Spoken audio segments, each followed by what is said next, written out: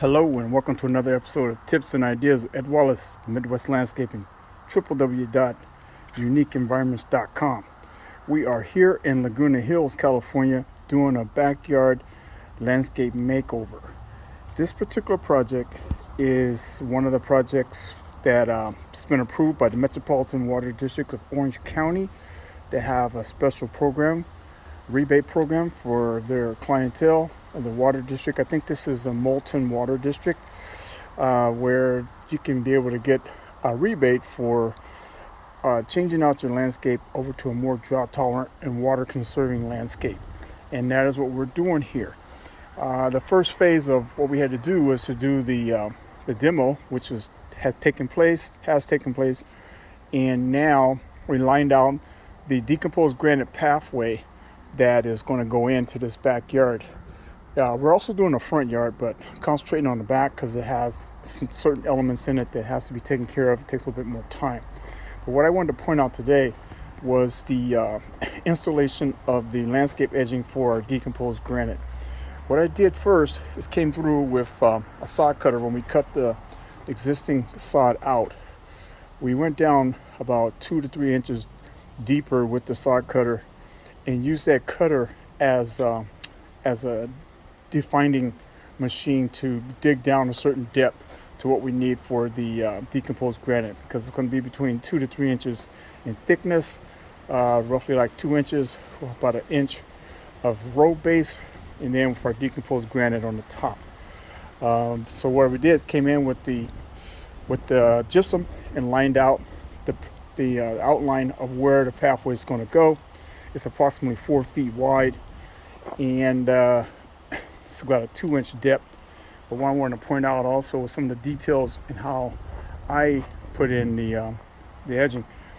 We had to dig down deep close to the edges so we have a nice, clean, flush start when we do the edging. And our stakes is down pretty deep, so we'll have a little bit of clearance for the DG to go over the top and camouflage that stake.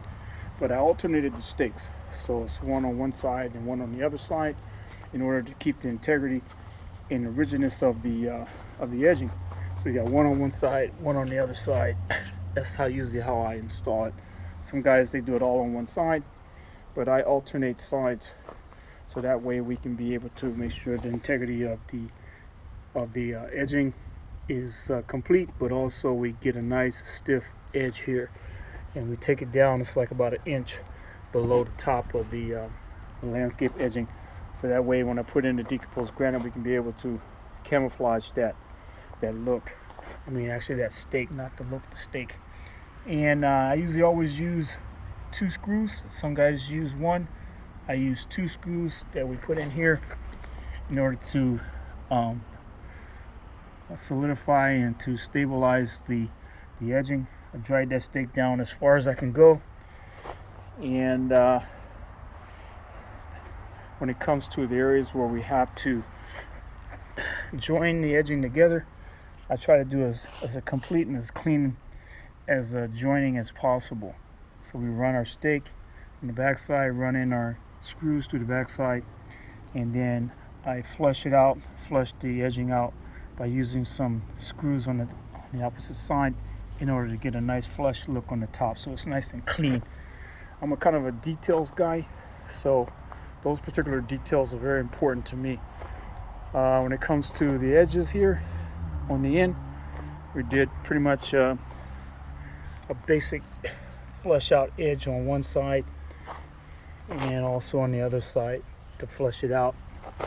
Here on the end, putting the stakes on one side and then on the other side over here, so that way we have nice integrity and stability at the end of the run here, where this edging is going into the landscape. Same thing on the other side, where the edging, we try to get as close as possible. There's some concrete slag down in there. I knocked some of it out, and once we size that up with some DG, I'll be able to do a little bit more work on it. As you can see here, where that concrete was down in there, and made it kind of hard to get it flush up in there without cracking that concrete and having this paver be compromised because there's no concrete under there. So I'll do as best as possible to beautify that and go with that. There'll be a landscape fabric put down before I put down the base. This weed barrier here, I use this particular brand. It's Pro Steel Plus. It's got a 20-year warranty on it. It's got a 3x50 professional landscape series landscape fabric. So we put that down first and then put that row base on the top. Use square staples. The square staples are made for landscape fabric installation.